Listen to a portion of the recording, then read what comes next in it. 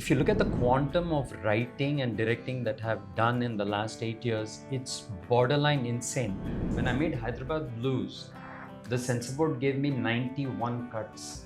Iqbal wanted to play cricket and you're done, right? As opposed to Iqbal wanted to excel in Malcolm, and then I feel the biggest threat to our existence is social media. In my world, there's very seldom any black and white. It's all gray.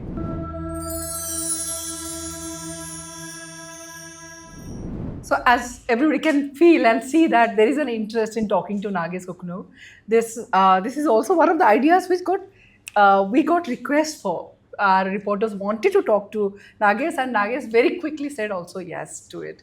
And also it is little rare in given today's day and time and the how our ecosystem is currently for a political crime drama to get the kind of appreciation it has got, and given the nature of the show, so I think credit goes to Nagesh for handling the hunt, the Rajiv Gandhi Assassination Case so well, and to somehow also, to his credit, avoid the political pitfalls, and then wider recognition, appreciation. So, Nagesh, how did you manage to keep it apolitical, given that this is the case where our former prime minister was killed, assassinated in the most gruesome manner? How did you navigate that, and how did you set the tone and treatment for the series? I think as the series creator or as the director, obviously I had a clear say in which way the traffic would flow, so to speak. One thing I've always been very clear about is to avoid politics and religion. Um, it's one of those areas where you're absolutely going to upset someone. It really doesn't matter how objective you try to be. So, with this, right from the very start, what excited me was the hunt, was the investigation. And, being around when the assassination happened and, understanding snatches of what happened, and actually reading Aniruddha Mitra's book and realizing what had actually happened in those 90 days were two completely different things. And when I read it, it kind of, the my mind was blown, but purely as a filmmaker, that, we strive so hard to write fiction, although AI is taking our jobs, or has for the most part already. But to have these events actually play out was, and for anyone who's seen the show, if you actually stop and list the events that actually happened for a quote unquote successful conclusion, it's just beyond anything you can write in fiction. So the hunt itself was so interesting for me that I kind of saw the path forward to not touch upon any political angles to it. And it clearly is the way you want to tell the story. It starts with a political assassination, and people assume that the rest of it is a political show. But it's only the assassination. After that, I try and steer clear of any of the things while showing almost everything that plays out. So it was walking on a sword's edge, but yeah. And after the show came out too, just keeping my fingers crossed for the first 2 weeks. I mean, we're not out of the woods yet, but hoping that everything has gone smoothly. So So you had your primary source material in the form of the book. correct. After that, what kind of research did it require, and how extensive was that, and what kind of filtering process the storytelling went through? Um, I co-wrote it with two other writers, and obviously, when you have a book that you base everything on, and this also is for legal purposes to say that everything is based on the book. You do whatever the requisite research is. You read the articles. Uh, some of the SIT members themselves have written books on the event, but there are multiple viewpoints and differing viewpoints. So it became very apparent after kind of gathering all the material that we wanted to pick one and run with it, and that was the book. Um, However, what's interesting, and this was also the reason that attracted me to the project, was I never adapted a book. And one of the things that always excites me is if I do something I haven't done before, because I know that I'm going to have to give it my 200%. And in a book, sometimes the most amazing sequences that play out on cinema will be in a single line. And you go, did that really happen? Oh my God. That, like Koniswaran is stopped at a routine traffic stop. That's it. It's just one line. And you go, oh, that was technically the first break that they get in the case. So then you go about designing the whole sequence. And so to pick the events that actually tell the story, to make it cohesive, because when you undertake the largest manhunt in history, it's not as simple as what's shown in the show. It's like A plus B equals C plus, but it was dots that had to string along the way, because you'd completely lose an audience if I had to do what you folks do for a living, because the investigation was like this, and there were 100 pieces that just kept popping up. There were huge lulls for 2 to 3 weeks, and then suddenly there'd be a break, and then again it would lead somewhere else. So I had to kind of just make it easy. And a lot of people are like, oh my God, it's such a thriller. Yeah, that's because we did it just so as, uh, in reality, it never plays out like that. No investigation ever plays out like that. Were you looking for a theme for a series, or when you got this story and you decided that you want to make it, you also thought of it making in a movie form? I mean, was there ever a conflict there that you want to do a movie, or you were looking for a theme for a series, short series, and then Actually, Applause brought me the material.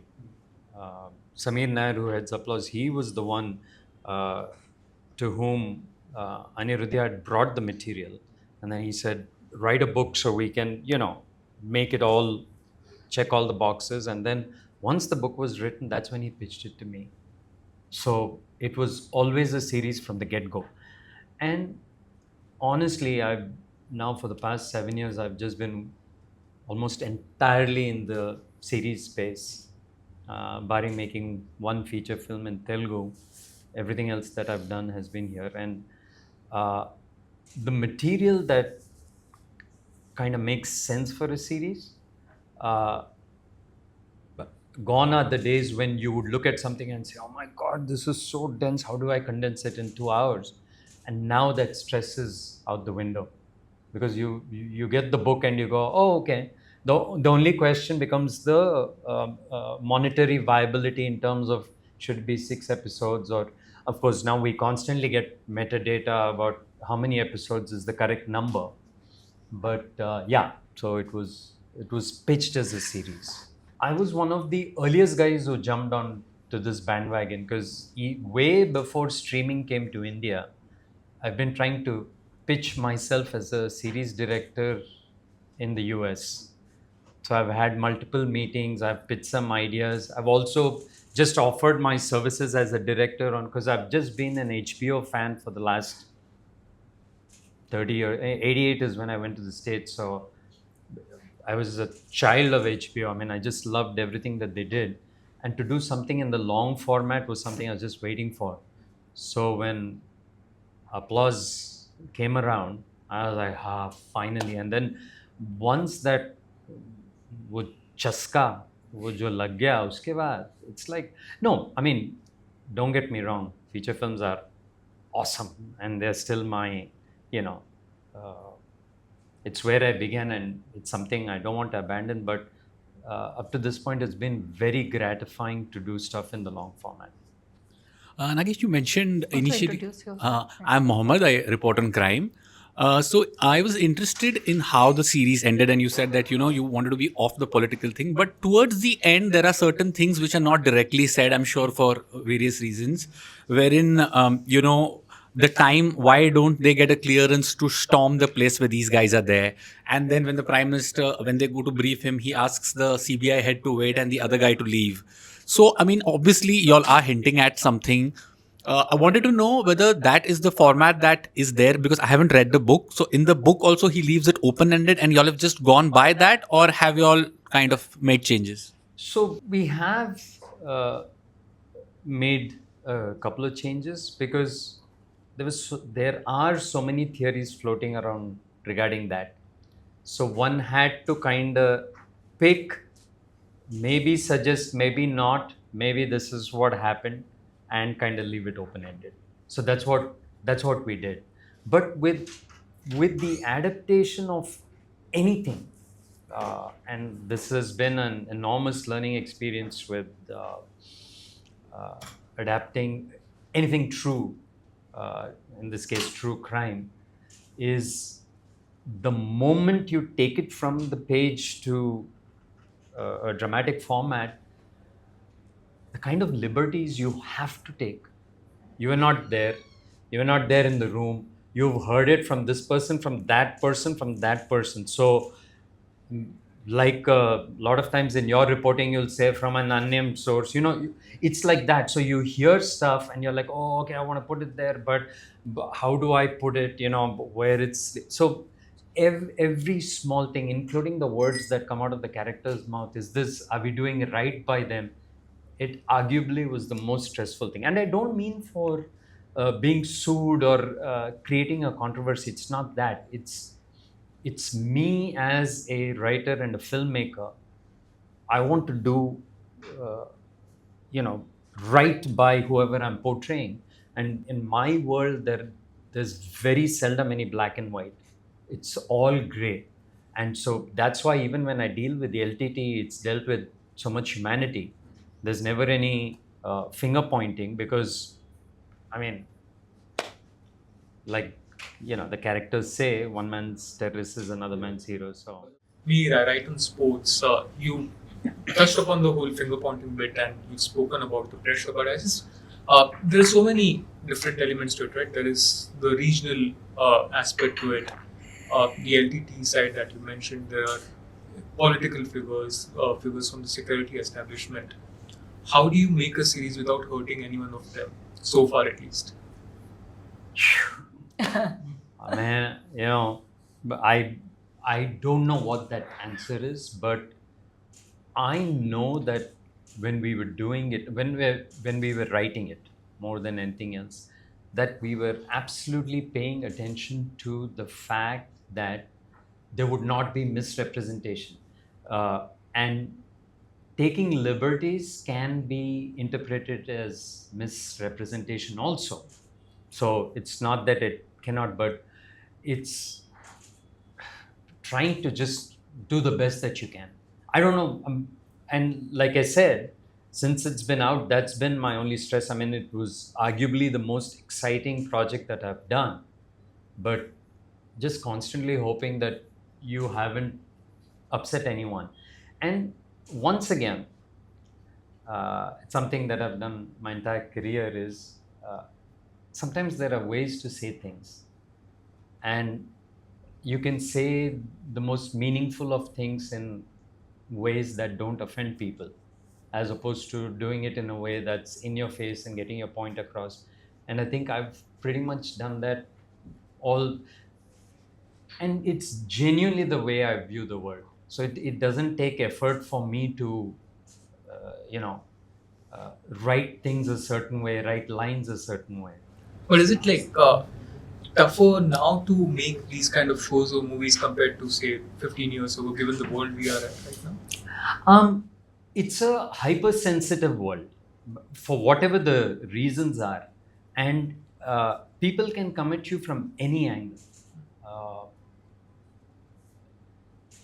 Constantly, when I'm asked about this, I say, when I made Hyderabad Blues, the censor board gave me 91 cuts. Only the people who were with me back then know that it was one of the most torturous processes to get the film to the theater.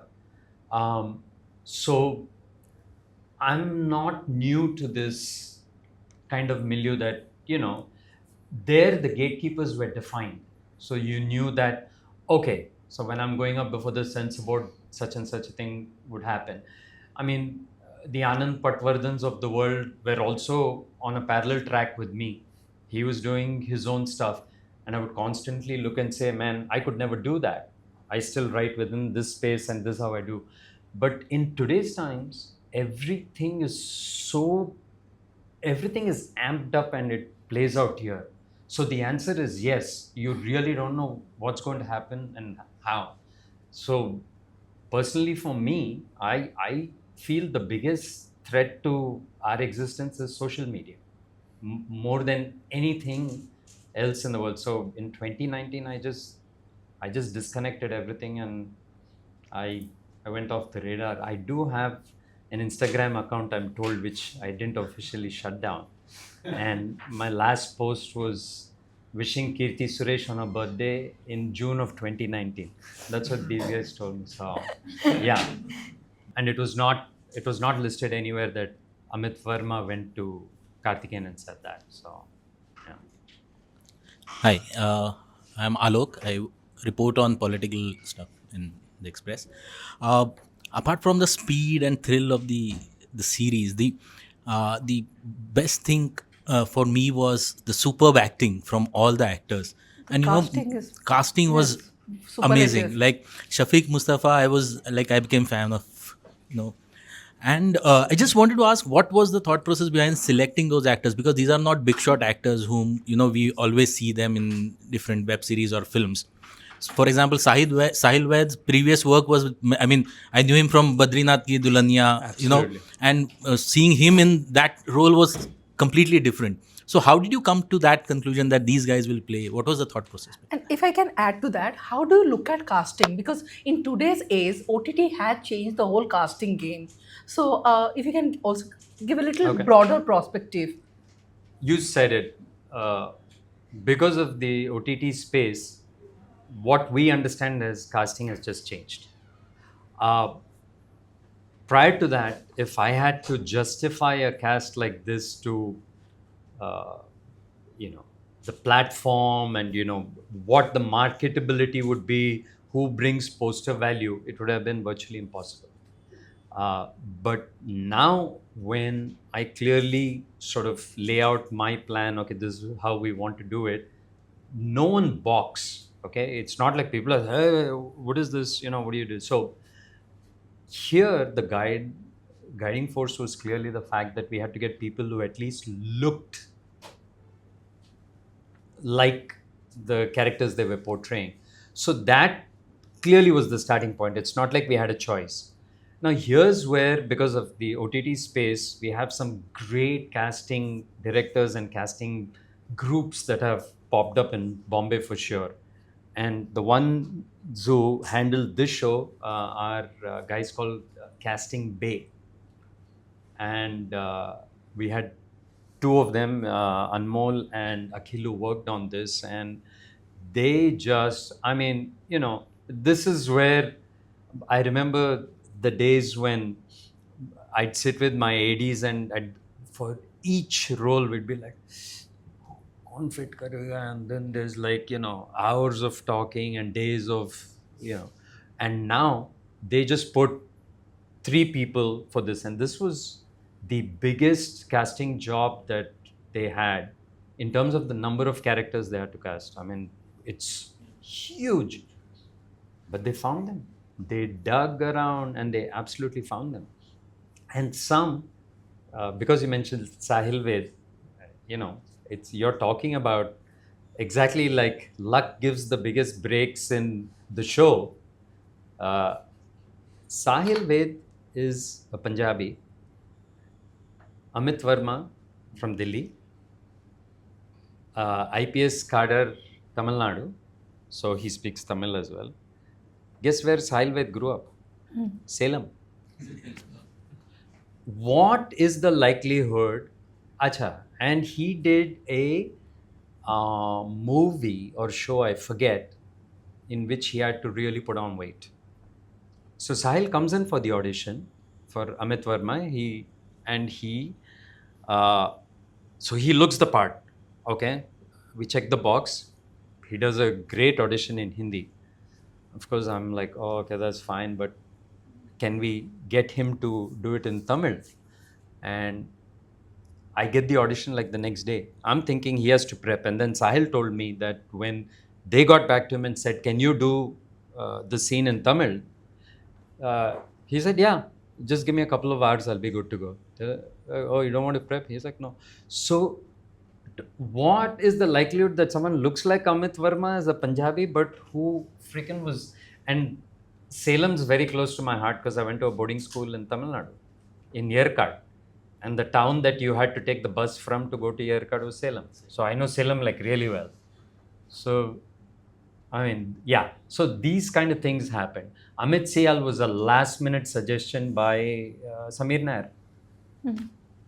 We were trying all kinds of people to do Amit Sial's role, including, and finally we kind of reached a dead end and we were not getting anyone to cast. So, much against my wishes, I did a costume trial as Amit, as Kartikeyan as well. So, and we have some pictures which I hope are digitally burned out of existence. But, and then Samir just threw this out there, and I went and met Amit for about an hour. We hit it off, and I got him on board. I kid you not, every day on set when Amit was there and I was behind the camera, I turned to my team and said, and you wanted me to do this? Because he's sublime. He's just like awesome.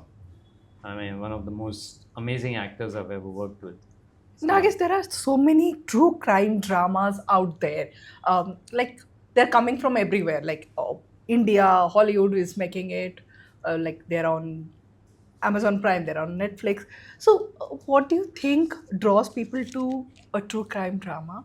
And what kind of say which are the ones you will pick up? Like not just purely for the crime, but there has to be something more. What kind of dramas you will pick up? So I think true crime is fascinating and as a genre.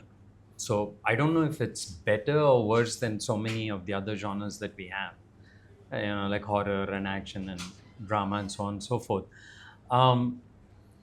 There's a kind of vicarious pleasure when you're watching a true crime thing, because periodically you just pause it and go, I can't believe that happened. So I love a lot of the, not true crime, but true underdog sports stories, which the US does all the time. Because, instead of just fictionally writing someone making it, that this actually happened. So it's like that. I don't know if that genre is any better or worse. As to what attracts me, it has to be, I think, the way you feel at a certain point in your life. Some of the things that I've done, I couldn't go back and do it again. I mean, that phase is gone. So this one, Samir gives it to me and suddenly a bell goes off.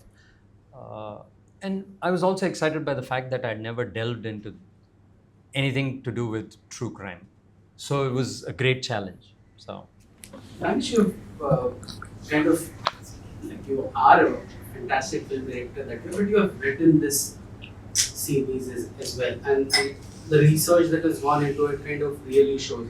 My question is not pertaining to your filmmaking skills, but what's your analysis based on the research that you did on the actual assassination?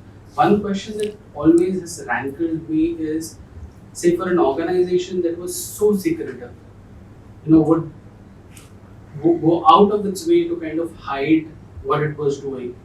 why do you think they clicked those pictures which kind of, showed their involvement in that entire Who, assassination? the LTT? Yeah. Yeah.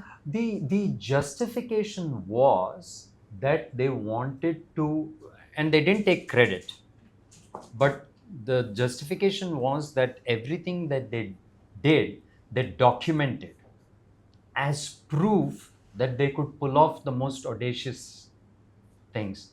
So, for example, when they ran a trial run with VP Singh, they had a bunch of different people recording, but they followed the same format.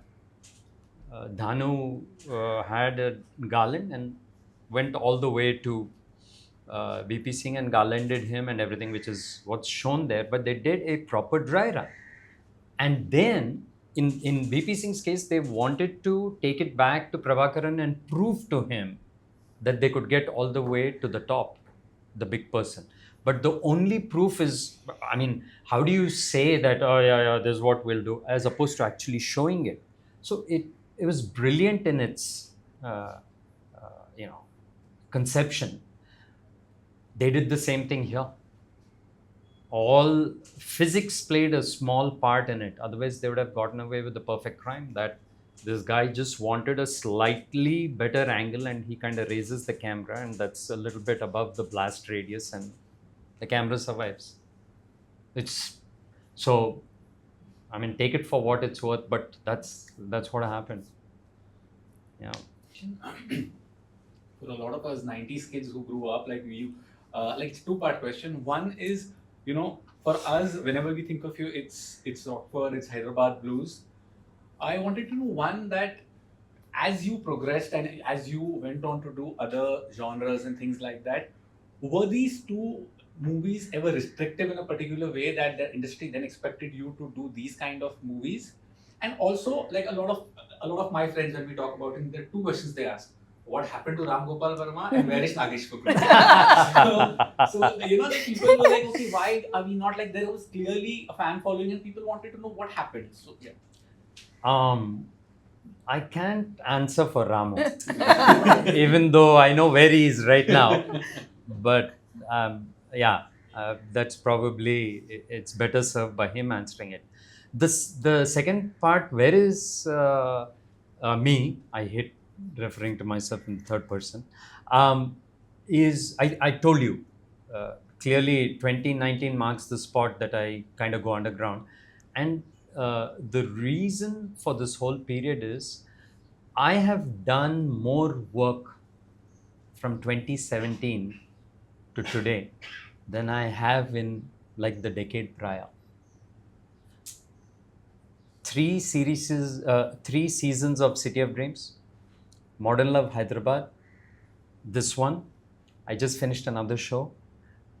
I had written another show, which 3 days from the shoot, the plug got pulled, which might still happen. If you look at the quantum of writing and directing that have done in the last 8 years, it's borderline insane. Each show is worth at least 4 to 5 features. It's just volume. It has nothing to do, it's just volume. And if you treat it as a TV, which streaming is not, thankfully, as of today, it might get there, but then it takes the same love and effort as a feature film does. So I have just been insanely busy. I've not made features. And what happens in a show is, I've had so many people, and when in discussions it comes up that, oh, I did City of Dreams. Oh, you did City of Dreams. It happens all the time. And one show takes a year and a half. That's 3 seasons. So what I'm saying is I never went anywhere. And I've been at my creative, best is subjective because others have to decide, but it's been like fertile and it's been fabulous these last 7-8 years because I haven't had a day off. I've just been working non-stop. Finish one, the next one is there. A lot of times I start the writing of the next one while I'm doing the post-production of the previous one. It's just been non-stop. while I'm promoting this, as of yesterday, I just finished the music for the last episode of the show that I just finished. So it's been that kind of work. So now there was an earlier part of me that started a certain way, but my problem has always been that I hate to be pigeonholed, and I've tried all my life to not do that. Um, Hyderabad Blues happens, Rockford happens. Okay, both kind of fall into the same semi autobiographical space, so that happens. And then I go to Bollywood calling, and and people, oh, okay, fine. And I saw Ampuri there, so he was. I mean, it was amazing to work with him. And then I go and do Teen Diware. We couldn't raise money for Teen Diware. They're like, "Arey, he makes light-hearted comedies. Why the hell are you? Why do you want to make a serious prison drama and thriller, whatever nonsense?" That happens. Followed that up with, okay, chalo, Hyderabad Blues to chhod do. That was my own production. Iqbal happens. Iqbal and Door happen, and then to a huge chunk of the audience who knows nothing of my English past, they're like, "Arey, Iqbal or Door ke jaisa bana." So what do I do after Door? I make Bombay to Bangkok. The movie even has fart jokes. That's what I do. So, and I piss off the loyal audience that I built up with Iqbal and Door. So I've done this consistently. I don't like to repeat myself. Then I cast John as a cancer patient. That was very smart. Then I did a thriller with Akshay Kumar. Then I went and did Lakshmi. Then, I mean, so I don't like to be pegged. If you think that you kind of know my space, I don't want to. And I'm very glad for The Hunt because, again, I got to explore a different part of myself in doing something which I've never done in the way. So I know it was a long answer, but it's the drive has always been one, never to repeat myself. And if I absolutely must, then do it after a long gap where my excitement returns to do something, like right now after doing so much dark material, I'm kind of excited to do something like Dhanak. And it's been a decade since Dhanak happened, which is crazy. Are you going to name the show that you finished? Or is it a secret? It's a secret. The word leaked out, but yeah, but I think we'll start press, I think maybe in a So then month you I'll can start. name it. But, no, it's out there. Someone actually, a couple of people, I was like, how the hell did you know that? So, but yeah, so we just finished that one. Nagesh, Hunt was also like it was more of a political thriller that way, and it had so many loaded political statements.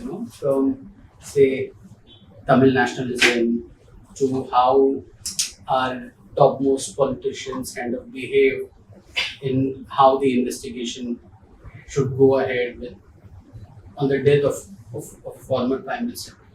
At a time, when so many filmmakers and artists kind of complain about their freedom of expression being repressed, while making this film, which was very bold and made very bold statements, did you feel the ramifications in a sense, or the pinch of what has been happening around you to other filmmakers? I mean, was there any kind of pressure that was on you? Did you feel that? I just kind of I just answered that question. No, I mean, but the nuts and bolts of the answer was this: that everything is so hypersensitive. It's an atmosphere where and if I were to go to my previous shows and tell you the kinds of minute changes that one has to make because someone else might be pissed off, not related to any political space, nothing, but that community might take umbrage, the changing of the names of characters. So it's everywhere.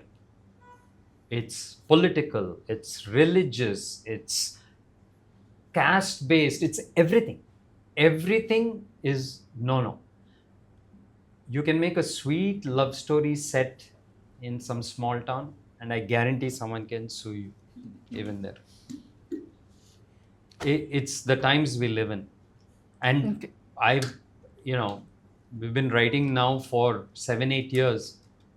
And from literally after the first season of COD, maybe 2018, we've all been in this space. Are, if we write this, will someone be upset? Are, if we write this, will someone be? That's the reality of what we do. So, is there a self-censorship that works? Is there a legal team that you closely work with? No, I mean, everyone has their legal teams. Every production house will have a legal team. All the platforms have legal teams. So everyone vets everything. So that's the. What kind of vetting this underwent? It goes through the same thing that every show does. Every small line, explanation, like some of the questions you asked, did this happen? If it didn't happen, to what extent did you all dramatize? So there are lots of questions that happen all the time. And that vetting process, like I said, has been going on for a very long time. It's not something that just happened. Because the climate has lent itself to a lot of lawsuits. Yeah. That is what it's far more terrifying for But do you filmmakers. now have a inbuilt some? I've had it since Hyderabad Blues. And one last comment. So I did Rockford after Hyderabad Blues. And I thought Rockford was, well, not necessarily like everything was safe. And I remember, and I was really fond of this lady, Sanjeevani Kuti, was the head of, and she was on the opposite side of me in the tribunal. As a matter of fact, while I was defending Hyderabad Blues to, Justice Lenton at that time, and she was on the opposite side. And then she ended up on the board of, as the chief of the censor board, and I brought Rockford to her. And what she told me is, she said, you made such a beautiful film. Why can't you just take these 4 or 5 cuts? And I'll pass it. So you say, okay. So from 91 cuts in Hyderabad Blues to now the hypersensitivities. Then it was, say, the single board. Right. Doing that, and now being very cognizant of what somebody may think and see. How tough is it getting? Do you think we are living a very tough time, so as to say, and we have to be very careful of what we are seeing, how we are depicting. What do you think has changed? Because you have been in movie making for Social media. some time. Social media, the root of all evil. I don't need to know everyone's opinion, but everyone has an opinion. It's like, I've had this problem from the get-go, pre-social media. Like I always tell people, let's say you're in an airport. I'm, fortunately or unfortunately, the line of work I am in, someone spots you, someone recognizes you. There are beautiful pluses to that, there are minuses to that. Why would you walk up to a filmmaker and say, hey, whatever. Sometimes they will praise, but they'll say, that other one you made was really bad. So I have always asked people, what is the value of your criticism to that filmmaker? What is the value? What do you hope to achieve? And what do you think film is going to say? Yeah, you're right. When you spend a year and a half, you poured your heart and soul into it. The last thing you need is you're grabbing a cup of coffee somewhere, some idiot walks up to you and says, it's like if I walked up to you, you're walking with your child and say, that's one ugly child you have. Tell me which parent is going to be like, yeah, you're right, there's an ugly child. First thing is going to be like, screw you. And that's my response. If you have something nice to say to someone who's made a film, say something nice. People like nice things. People like to hear nice things. That's the way the world runs. And you're as qualified or unqualified to give an opinion on my work as the next person. And I'm not going to take the whole, as a matter of fact, I think the last review I read was in 2006. I read the first review for Door. After that, I refused to read reviews. So I really don't much care for reviews either. And you'll find out if a thing worked or didn't work in like 5 minutes, even pre-social media days. So the social media is, if you look at it, the hate floats to the top, and that's what sticks. Yeah. And I have no desire to constantly engage with that. None. Nagesh, you mentioned the true sports underdog stories, right? Why haven't we cracked that in India? There are underdog stories wherever we look at in India. Is it the audience, or is it just the lack of understanding of sport, or what is it? You touched upon a pet peeve of mine. So there are no dearth of underdog stories here. Problem is that in order to reach a larger audience, two things happen. First is you have to get a star. You've destroyed the story there. It's done. If you don't worry about the way the person looked and everything, and you've brought a star. I understand what the filmmakers are doing. Trust me, I'm on that side.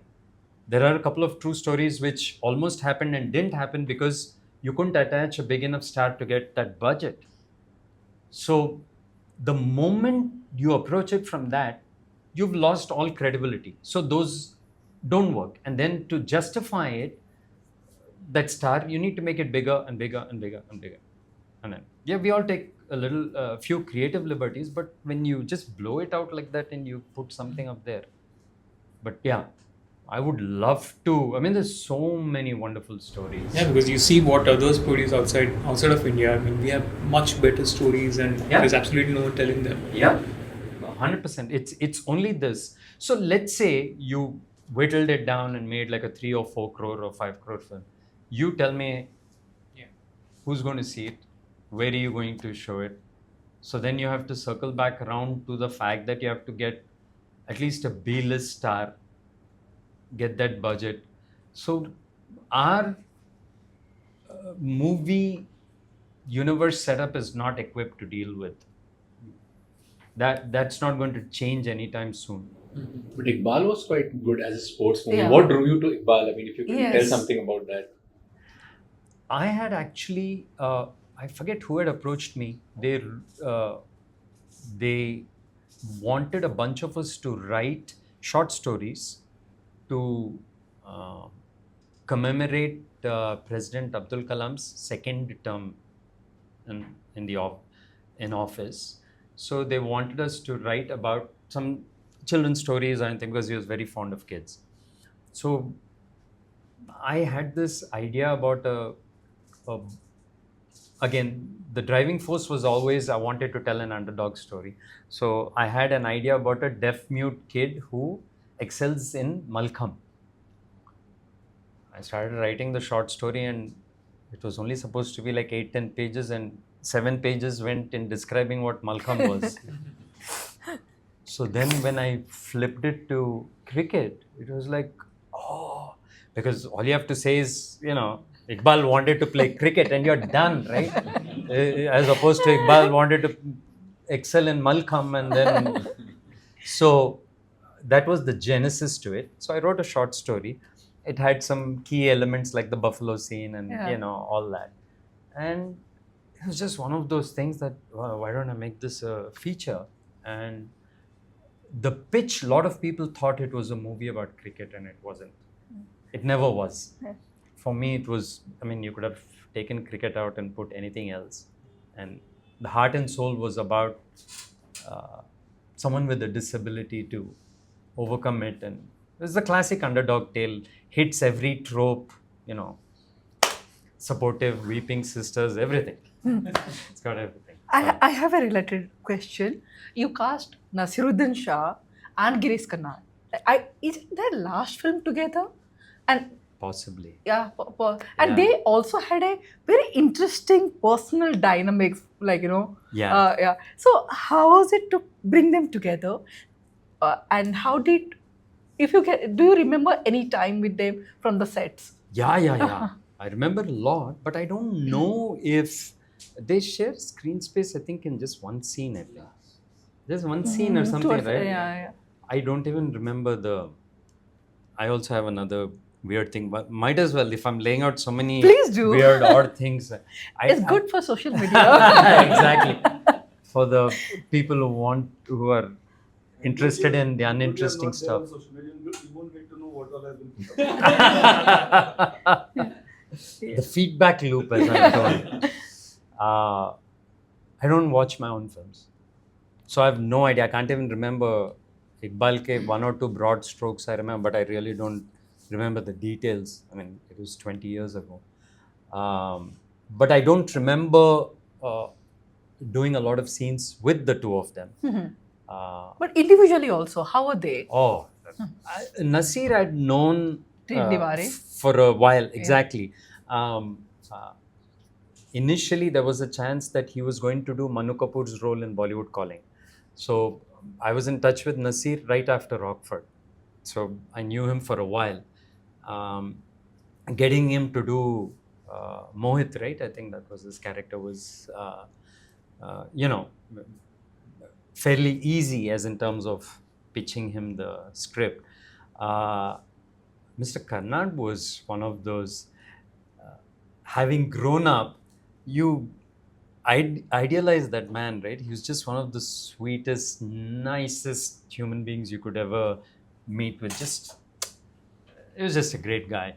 And it was one of those, I was like, I don't think he would say yes. And Elahe, my producing partner, she's like, "Pooch ke dekhenge." So she went and met him. And as the story famously goes, she said, "We only have so much." He said, "You know what? Don't. I'll just do it free." And he came and did it. Yeah.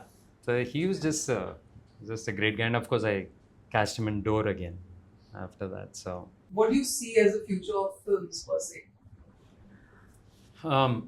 Honestly, it's the same thing I've been complaining about since, at least I would say, since the dawn of the multiplex.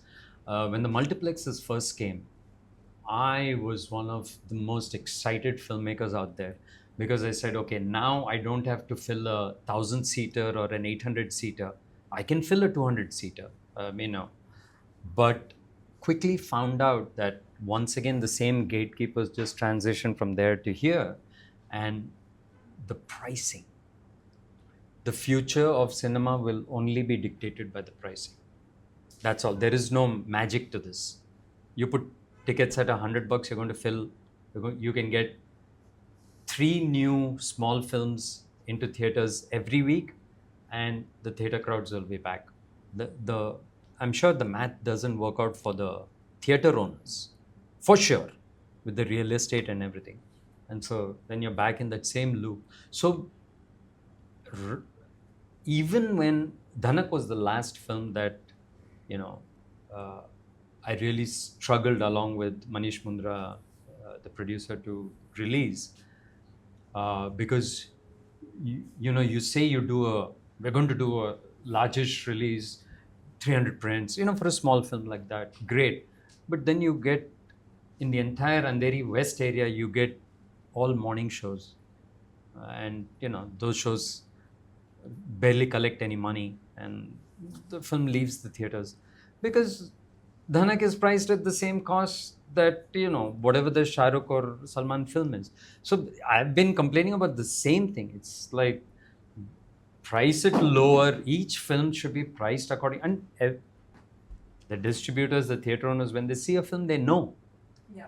It's so easy to say, put this in the 150, $200 category, and you'll. Yeah, because they decide the show timings and things like number of releases according to the content of the film. So they Correct. could easily decide on the price as well, right? I don't know what the logic is to keep a cinema completely empty and price it at whatever 500 or whatever the number is, rather than just put 150 people in there. Again, I don't know what the numbers are, but as long as you keep doing this, you're only going to get the big films there. And as we've seen, every 4 or 5 years, the films have to get bigger and bigger and bigger.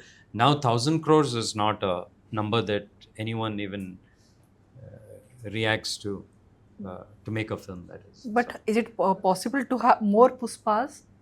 The kind of business Puspa 2 did? Well, 1,000 crores, more above 1,000 crores.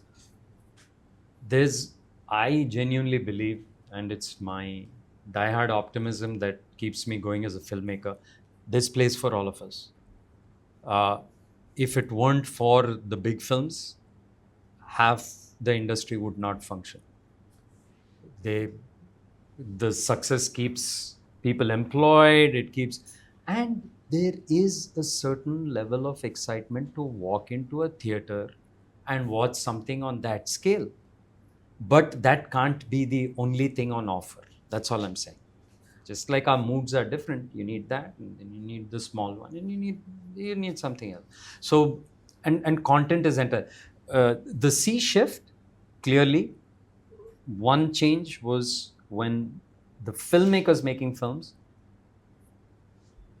that whole batch, we are now the oldies. That whole batch in the 20s and 30s have kind of slowly pushed us out to the edges. That's one change. And then with the OTT space, the world's just become a smaller place.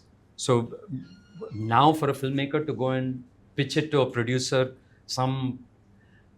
I had written a sci-fi film in 2000 and people were kind of laughing. I mean, I clearly remember because I was taking pictures in Dadar station and someone asked me, what are you doing there? I was writing a sci-fi film, a dystopian sci-fi film. Now I can pitch the same one and no one's going to, they might still say, we're not going to give you 500 crores to make it. That's a different conversation, but so. But our OTT is the like natural destination now for like smaller films. Well, they've changed their stance, right? Yeah. Now you have to put it in the theater before they buy it. So we're back again. But we still have some direct to streaming options, very few. Very few. The honeymoon period, unfortunately, was very, very short. I was hoping it would be longer. But it was like the first 3 years of streaming here, it was just joyous times. Because I could just take the most far-flung idea and just throw it, and there were takers. At any given time, there were about 100 shows being shot in Bombay. You couldn't get any studios. People were buying places in Mud Island because they were like, "Arey, jaldi kuch build kar do," because agle 5 saal ke liye it's going to be booked. Yeah. So those were the times, and then when it crashed, it went down in a heap really, really fast. Nagesh, one of my favorite films that you have made is Dove, and somehow very recently I came to know that it was an official remake of Malayalam film. Yeah. Now, there are so many remakes that are being made by so many filmmakers in India right now. I mean, I never understood what is the kick that a creative person gets out of making art or recreating art that has already been created by someone. Valid question. But there's not just one way to tell a story, right? So when I was on the jury and I saw Perumalakalam, that's the Malayali film. And both are based on the same original idea that a woman lost her husband and everything. I just loved the idea. But Razak, the story writer and producer, he'd gotten there first. So I had to go and, get the rights from him and then make it. But if you look at Perumalakalam and Dore, there is absolutely nothing in common, right? Not the lensing, not the way the story is told. So that is the exciting part. That, sometimes the core idea appeals to you and you say, I bet I could tell the story differently.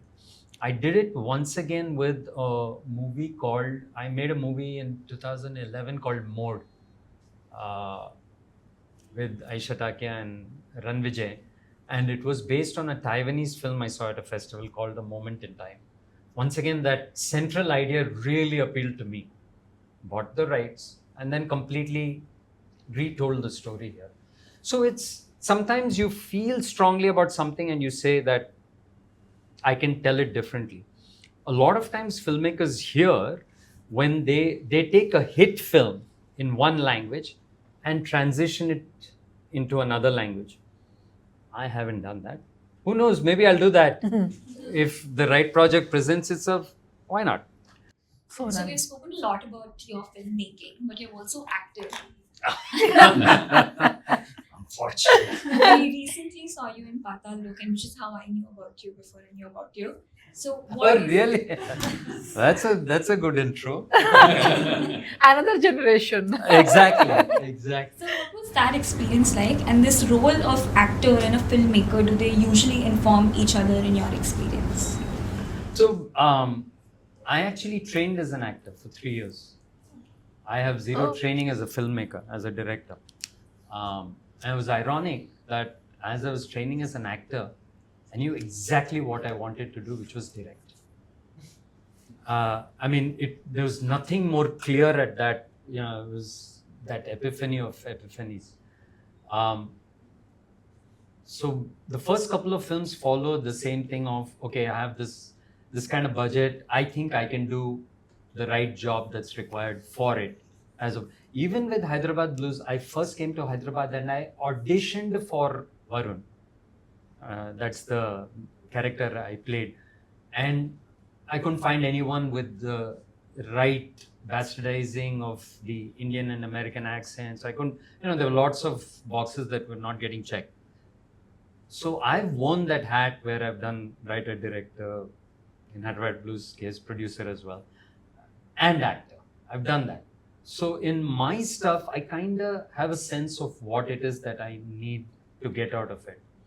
Occasionally, and most of the times I say no, but I've done a bunch of small indie films that have never seen the light of day. No offense to the filmmaker. I've done some small other shorts also. And when I do those, I have absolutely no qualms about being a quiet actor on set. Because on my sets, I don't want anyone to give me any gyan, not on anything. I'm not interested in opinions. Please, you make your film. So when I'm on someone's set, I'm going to give them the same respect. So Patal Lok 2 was arguably the biggest thing that I ever did. And I was terrified when I went on set because it doesn't matter. I mean, the biggest of actors will tell you the first couple of days when they're actually finding the character in the role, it's even though they do it for a living. The one thing I always tell actors is the least you can do is learn your lines. And guess what happened in the very first scene that I did? एक और कर लेते हैं, flub. एक और कर लेते हैं, flub. So I was like, okay, every single actor I've cussed out in these past 20 years has come back to give me their good wishes. So anyway, so yeah, I occasionally will do some acting jobs. It's not my primary drive. The writer director is the more joyous part of the business. Nice, two really quick questions. Did you get a call from Mr. Karthikeyan after Hunt release? Because No. he has an alternative version of how things unfold. And second is, Sivarasan, what an interesting character, such interesting backstory to him as well. Is he a character that you would want to kind of flesh out into a film? Answer is no to both. But characters who have a lot to lose are always interesting to write. So Sivarasan, given everything, it was great fun writing him and then getting someone like Shafiq, which I didn't answer when you had asked about the thing. I'll digress for 1 second to answer. So Shafiq does the first audition that they send to me. And what I remember most is he takes a drag and he holds the cigarette like this and his hand shakes. That's Shafiq's hand shakes. I just loved it. That was one of the ways I saw Sivarasan after I saw Shafiq do the thing. He looks like that, but I'm like, I want that nervous energy. And that's him. The way he walks, that's him. I didn't have to structure that walk. So it was, again, these are all the joyous parts of, fleshing things out. So no, I would not be interested in doing anything larger. Were there any thoughts, when you were shooting the Rajiv Gandhi scene, like how you were going to, he's there only for those many minutes, seconds, and then that is repeated. How did you want to portray him depictive? Kind of the way we've seen him in rallies, but arguably that was the most disturbing part of the shoot, because you knew that you're portraying a horrific, grisly scene. So I tried to handle it with the maximum sensitivity, because the whole thing is told from the child's point of view, and we don't see anything, and we see very little of the aftermath other than the shoe. I think that was the one scene when you're actually doing the nitty-gritty. Arey, put some blood there, add those shoes, that's what you do as a director. But at the back of my mind, that was weighing a little bit, saying that, this is how he went.